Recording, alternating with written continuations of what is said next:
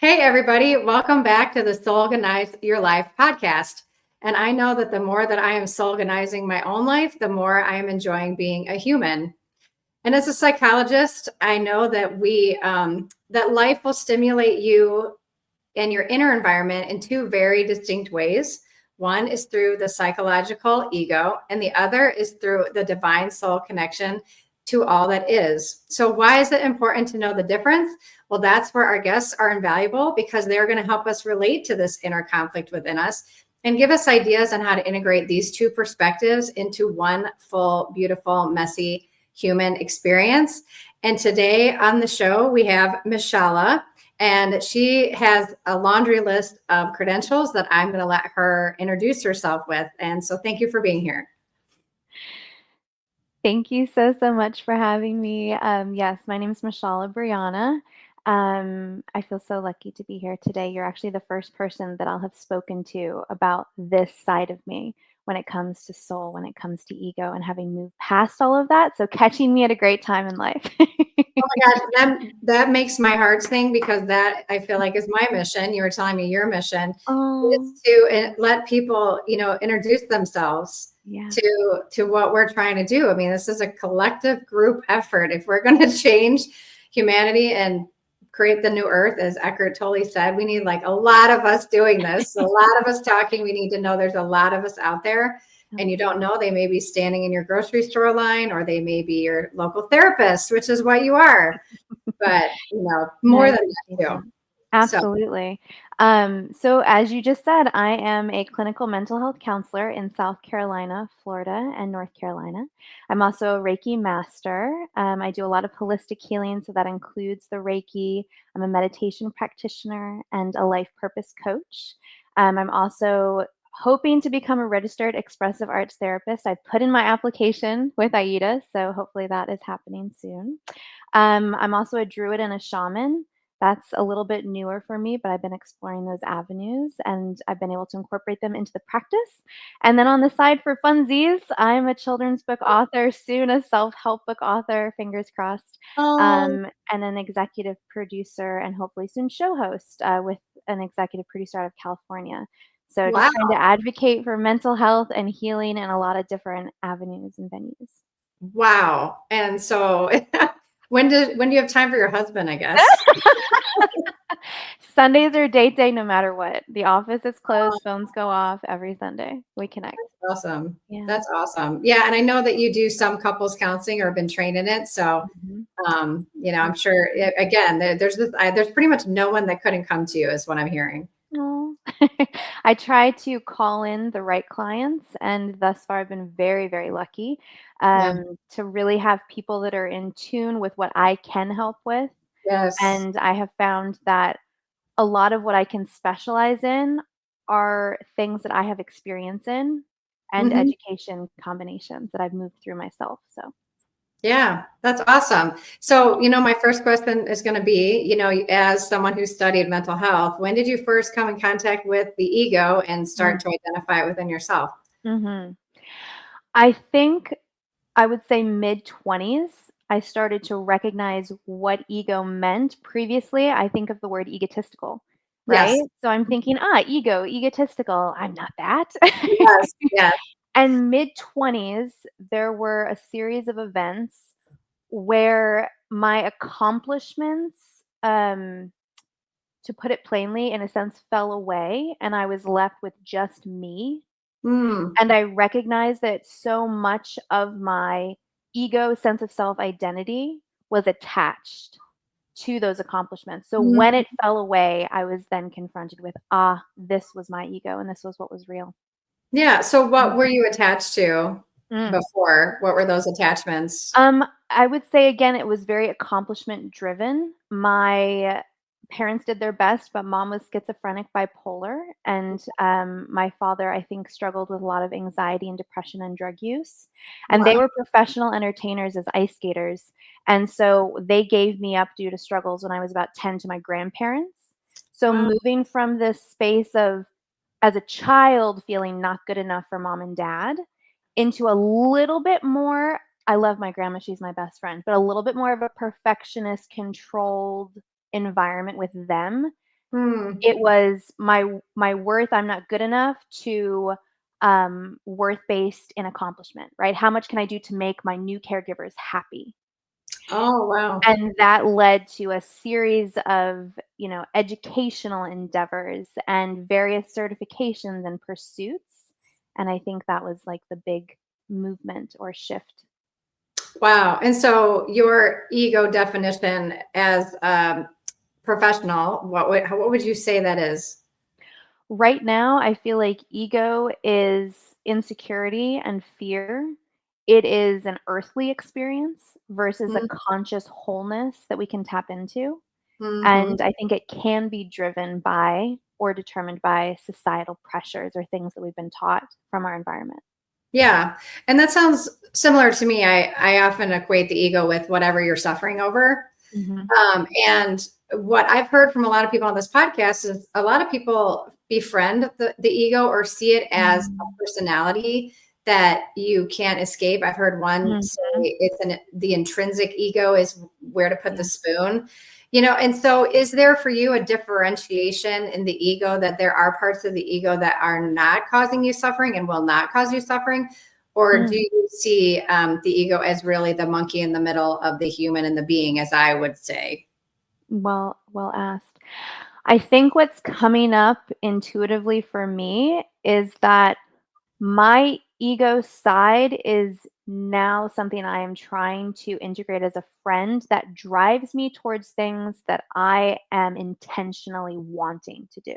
Okay. Whereas previously it was, I have to do these things to find my worth and to feel that ego, Mhm. feel it, right?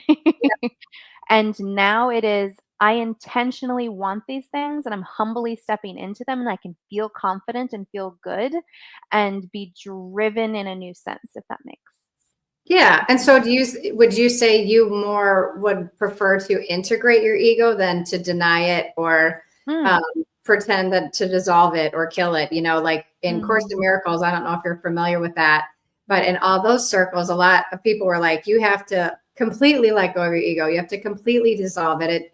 It's illusionary and let it go. But I feel like there's still a part of the body's Mhm, identity. Like I'm still a woman. I still live on this planet. I still want mm, things. Like, is that still your ego, or would you call that some in between state? How would you define mm. that? I think obviously it's different for everyone, right? Some people would need to let it go completely and sever ties, and some people would need to integrate. I lean towards integration, and maybe that'll change a decade from now. Yeah. I don't want to throw out or cut ties with any part of myself, but I want to learn how to talk to it with love and respect, to, in a healthy way, control it so that it's not controlling me, right? If it feels a bit more toxic.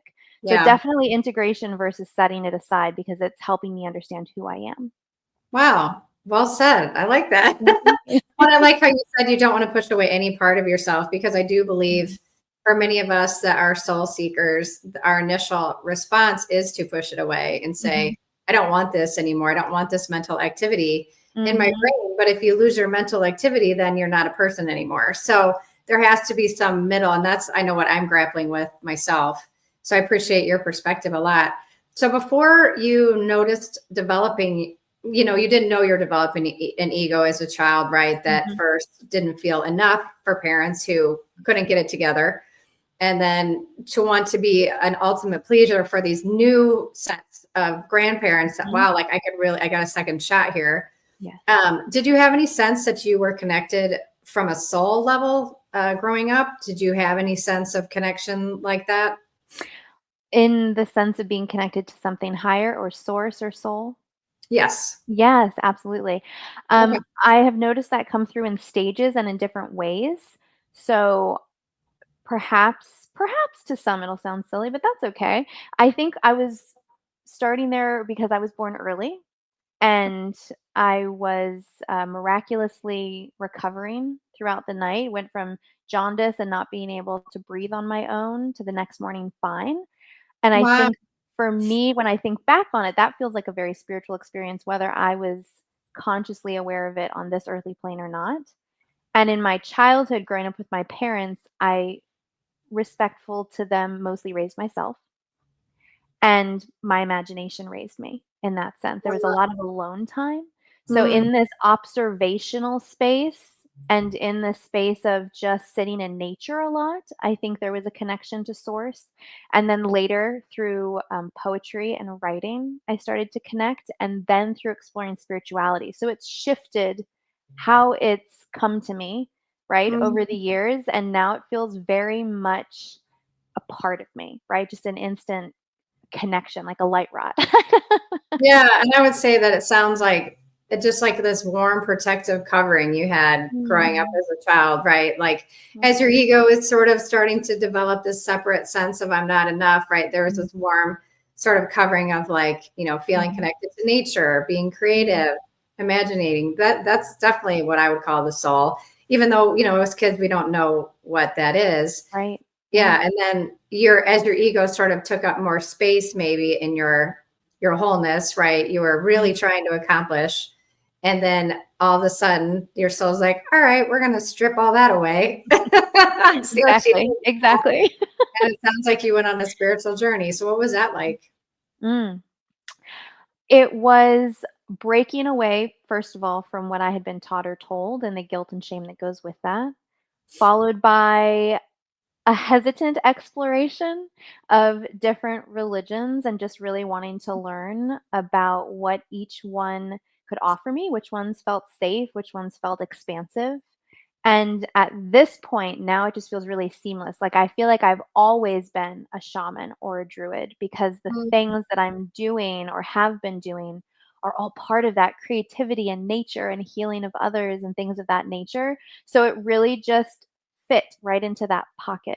And I really feel deeply assured and confident in the space that I've cultivated. And again, it's different for everyone, but I feel very, very cozy and confident in the space that I'm in. And did that all come before becoming a clinical mental health counselor or after? Um, I think my spiritual journey started when I was about 16.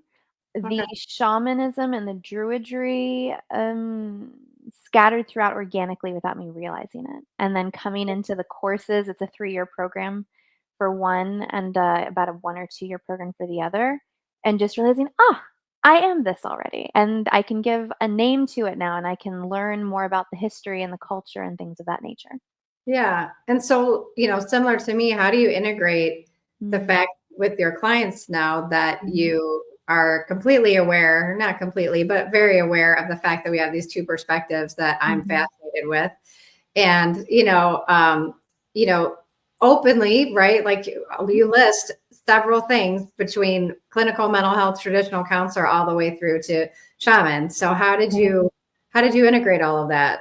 Absolutely. So I list it on my website, but I'm also making sure that I'm being ethical and never ever mentioning or pushing it on clients. But again, I feel like I call in clients who want those services and those things and who are in similar paths and genres as I am.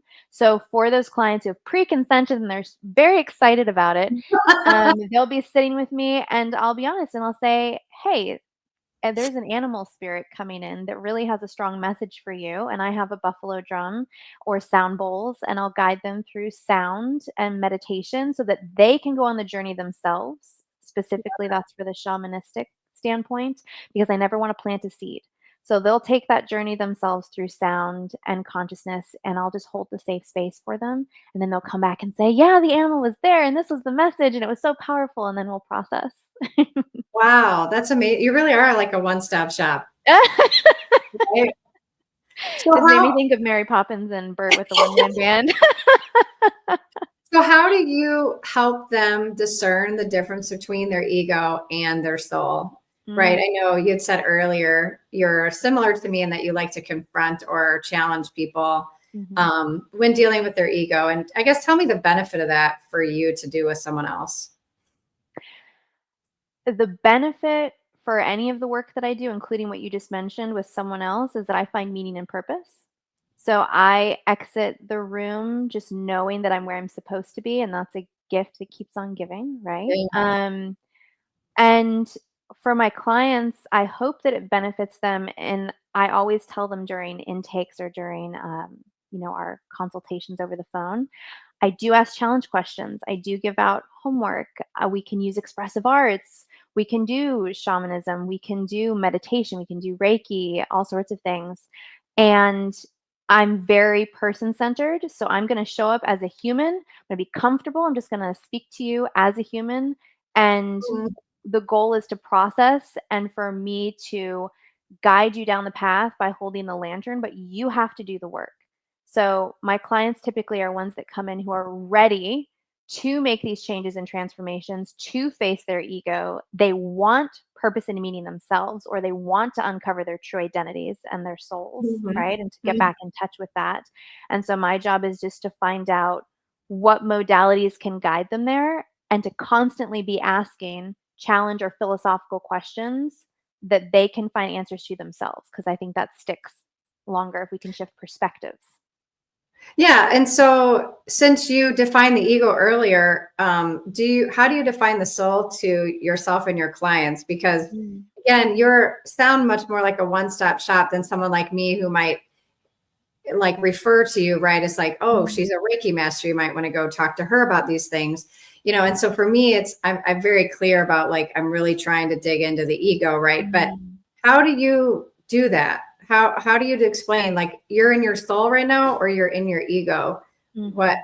How do you explain that? Or maybe you don't. I don't. Yeah, to be completely upfront, I don't. I think that that is something that gets defined for the client as they're working through it, something organically, and maybe they don't call it soul or they don't call it ego, right? Some will say Mhm. shadow sides of self or past trauma that they want to process. Mm. And then they might call the soul growth or success or, something that they've moved or shifted Mhm. through or a higher form of self.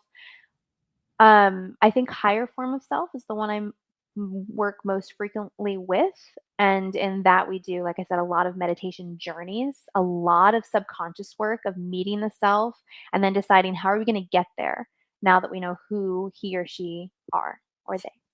Oh, so I'd love if you spoke more about that because you sound like you take someone on a journey to go into a more core self rather than, Mhm. like we're talking about integrating at least two perspectives, if not Yeah, more. And you're absolutely. saying that you take people possibly down to meet a more core truth. Mhm. What would you call that? And I hope it doesn't sound scattered, but also meeting parts of self, right? Yes. It's what the client needs. So in looking at what does that sound like or what does that look like when we meet parts of self, I've had clients who say, I see this part of me, they're angry. Okay. They look like a Mm, big blue blob. Okay, bring them in. Let's talk to the big blue blob. Let's give it a name. What are they shape shifting into? How are they interacting with you? And very mm, visual clients can speak to that and get to know parts of themselves in that way, or in meditation, I'm guiding them vocally through different areas. It might be a jungle, it might be a rainforest, a mountaintop where it's snowing, right? Anywhere they want to go, into the ocean, to meet with the highest forms of themselves, or guides, or animals, or even objects, right? Or just spaces. Like, even if they enter into meditation and they say, Michelle, I'm just in a dark space. Well, what does mm, that space have to tell you? What do mm. you hear, smell, see, taste, feel? And what are your emotions that are coming up when you're perceiving this space based off the question you came in with? Does that make sense? Yeah, it Mhm. sounds very cool because you're not just doing talk therapy about like, oh, how was your day and what were your triggers? You sound like you're inviting them into a completely meditative experience that maybe takes a while to get to. I'm not sure. Yeah, And then everyone's different. yeah, and then letting them tell you their visualizations. Absolutely. And I'd Wow. say that it's a 50-50, right? I do a lot of talk therapy where it's more challenge questions, homework, let's philos- philosophize. Let's look at this in a philosophical way and break it down and get to a concluding point where you feel empowered when you leave. Hmm. And some people where we just can't get there or there's some dissociation, those meditations, those journeys, the art and things of that nature, and asking questions outside of the self when they're really inside the self is helpful. Okay. And so sometimes you're saying I meet clients where they are and they may not be ready to do some of these deep dives. Mhm. You're kind of maybe describing something that people could either get to in the long run or people were already ready for it because they'd maybe done previous therapy or spiritual work. And yeah, everything in between, absolutely. Yeah. And some people have an easy time doing the talk, but sometimes they come in and they're like, "I want to be creative today. Let's create this picture and ask it questions and turn it into something else." So yeah. Wow, that's really cool. So it sounds really like you will talk to the ego side of them. You will help them understand what it is, but your mission seems much more to get them comfortable with the soul perspective.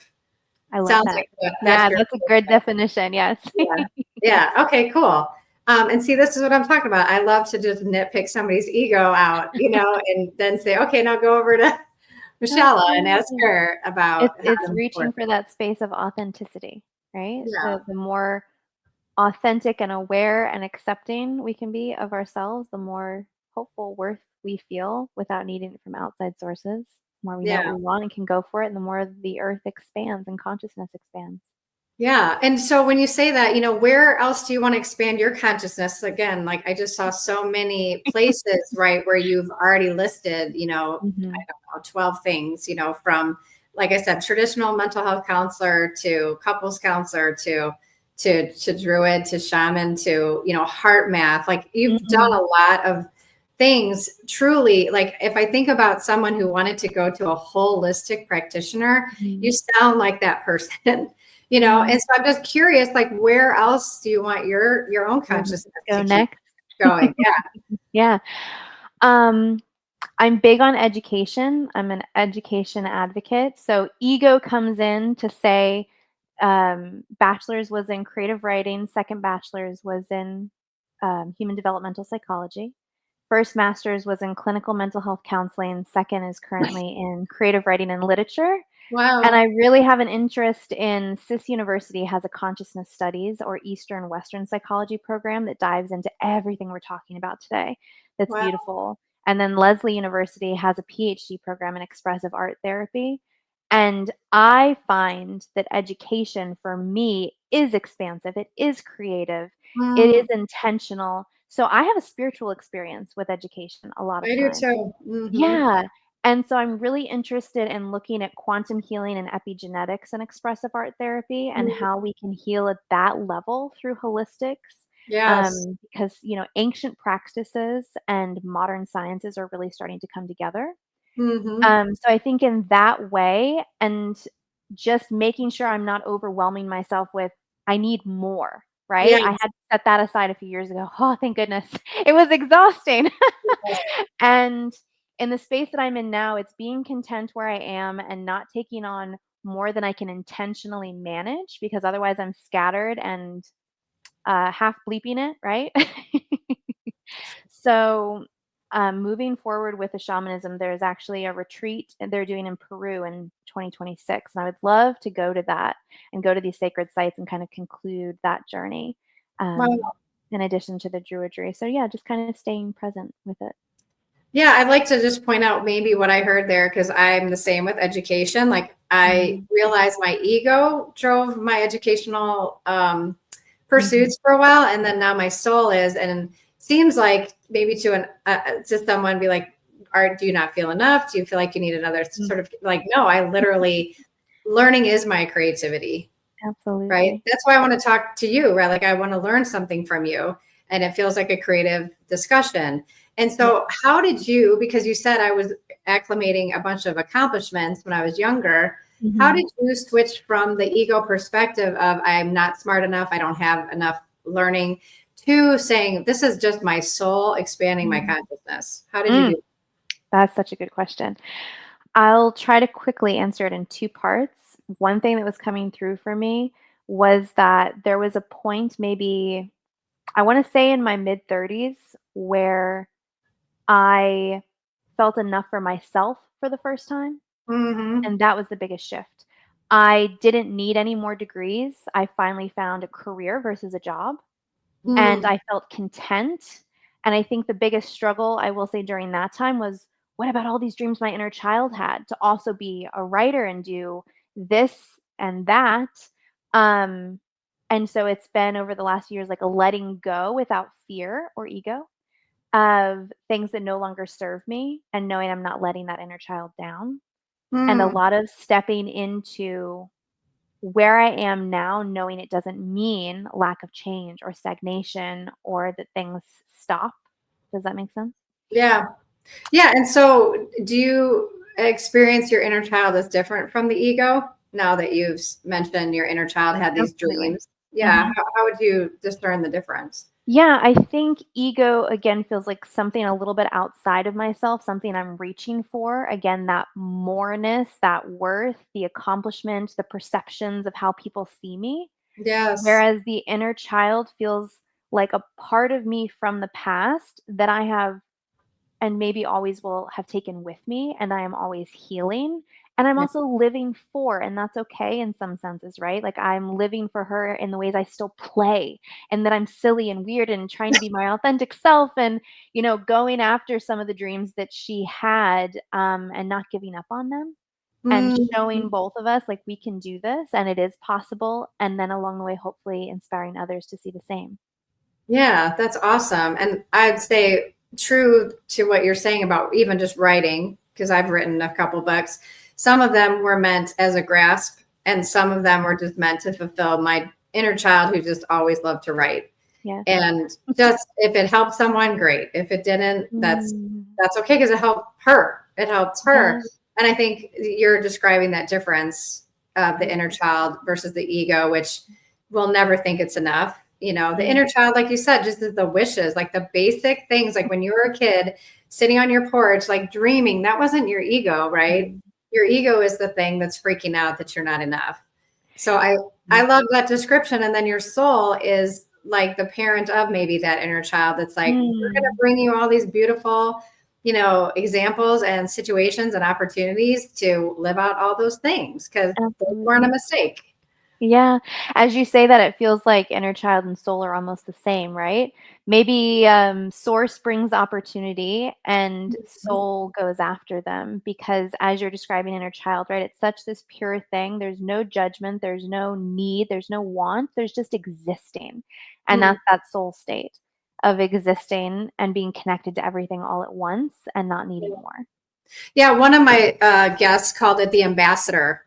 So I love that. yeah, he called it like your soul sends down an ambassador, which maybe we would Mm. call the inner child, right? To dream and to want and to have these innocent desires to in service to a soul, a bigger, Mhm. wise soul. And then to realize, okay, so when your ego gets in the way of that, just recognize what that is. It's not going to go away. We all have mental activity that's going to tell us we're not Yeah. enough. And it eventually just kind of like sits on the side. It's like, all right, Mhm. she's gonna do what she's gonna do. Take the back seat, we're driving. That's awesome. So thanks so much for being here. I really appreciate talking Oh, to thank a you for fellow having me. therapist and would love for you just to tell people how to find you and what specifically you think they might look for you for. Mm. So if they're interested, they can find me at www.thehealingarts.life.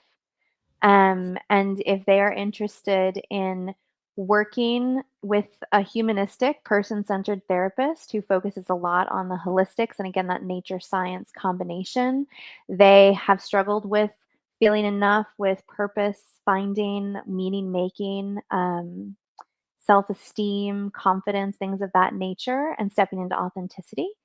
And outside of that, I do specialize in OCPD, obsessive compulsive personality disorder, and Mm, dermatillomania, because those are things I've struggled with. So I wow. do support groups for those too, just to kind of Okay. make a space. And yeah, Yeah, and I know I found you on LinkedIn, so people could always find you there as well. absolutely, absolutely. Yeah. And I also am on TikTok and Instagram and Facebook as Mashallah Brianna, and I definitely advocate on there as well. If it's not silly, entertaining mental health stuff, it is positive quotes and travel tips and things of that nature. Oh, travel tips. All right. Well, that's a whole nother thing. That's a whole other thing. All right. Well, thank you so much for being here. I really appreciate it. Mm, thank you. All right. I hope you have a great rest of your day.